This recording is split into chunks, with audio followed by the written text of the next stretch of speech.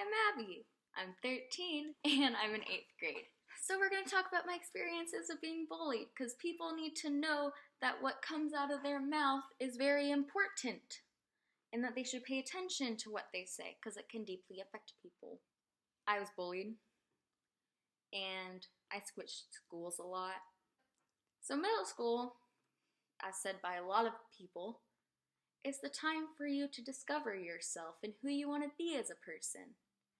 And so when I was trying to figure out what the heck I am, this kid was constantly telling me that I wasn't worth it to be alive and that I should go kill myself and I'm gonna burn in hell and stuff like that.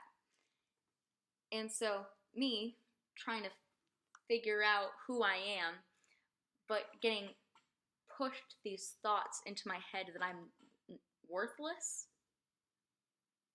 yeah, that didn't help because it made me start to believe that I wasn't worth it and that, yeah, I was worthless and that I wasn't worth being here or being alive. And I did not do so good with my mental health. And I started to believe the things that they said. So my parents were worried about me and they took me to a doctor to see what was wrong with me. And they diagnosed me with depression, anxiety, and OCD. It explained a lot. I went to therapy and the therapist wasn't really good and didn't really help me. And nothing really changed and that kid was still being rude to me. So I eventually decided to start harming myself in hopes that I would have something to distract myself from kids telling me that I'm worthless. And I did that for a while until my parents found out. And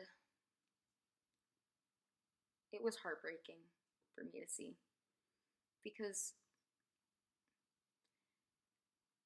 I kept a diary of everything that I was feeling during those stages.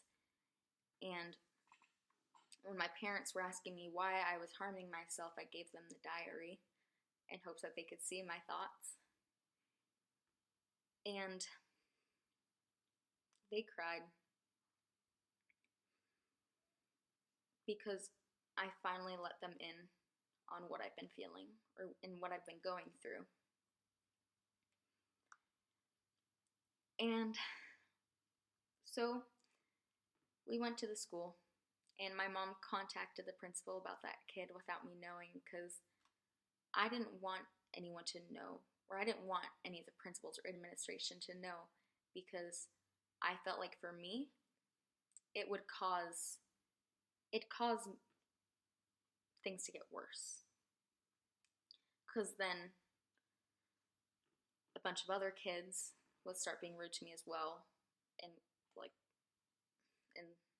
I just felt like it wouldn't help. And so they had a talk with the kid, and he said that everything he was saying was only a joke, and it was meant to be taken as a joke. And it wasn't taken as a joke at all. It's not even that funny. It's not even a funny joke. And so my school, my parents and I decided that it'd best be fit that I was to go do home hospital for the last couple of weeks of 7th grade because the kids weren't helping me there and everything was just getting worse. And so during summer, I wasn't really getting better. I was getting better, but it wasn't a drastic difference. And so then it came to go to 8th grade again. And I still decided to go to Western Sierra. And I promised my parents that if things were getting bad again, I'd tell them. And so when I got there, I was bracing myself for another year of the torture that I was put through in 7th grade. But the kid that would tease me and bully me, he wasn't there anymore.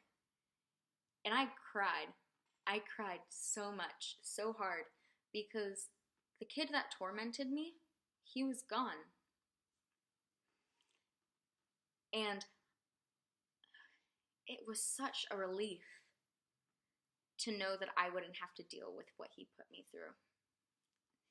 And so it was really hard the first couple of months. But I met people. I met my 4 best friends.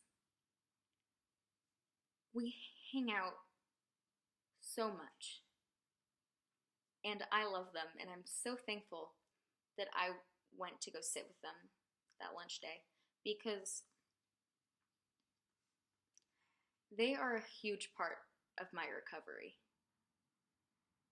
And I'm so thankful for that. They constantly tell me that I'm worth it and let me know that they love me and that they love being friends with me. And they didn't ditch me like others did when that stuff like went on again. They stuck with me. And it was such a relief to finally have people that did that for me. And I'm so thankful, because looking back from me, the end of 7th grade, I was a girl that was depressed, cutting, telling myself that I was worthless, telling myself every single one of my flaws that I hated about myself in the mirror every single day without fail. And I thought I had no chance of a recovery. I thought I was going to have to be in that state of mind forever. But now, me at the end of 8th grade, I'm almost complete opposites with that person. I'm very close to a full-on recovery. I'm happy. And I'm now finally believing the things that my friends and my parents and my whole family has told me all along, that I'm worth knowing. And it means a lot. So on that note, if you're bullying someone or just not being the nicest person, stop. Because I don't want anyone to go through what I've been through or what I know others have been through, because it sucks. It sucks so much. It's awful. And if you are someone that is being bullied, you are worth it. You are worth living. You are worth it to know. And if you were to die or to kill yourself, even though the days would still go on, nothing would be the same. All of your loved ones would miss you to no end, and they'd be devastated. And those that aren't bullying or being bullied, be there for the ones that are being bullied, because they need someone. They need someone to turn to whenever they're feeling sad, that they know won't tell them that they're doing it just for attention. And also, we need someone that will go up to the bullies and tell them to stop. And to tell them that it's not cool to tell people that they should go die or kill themselves.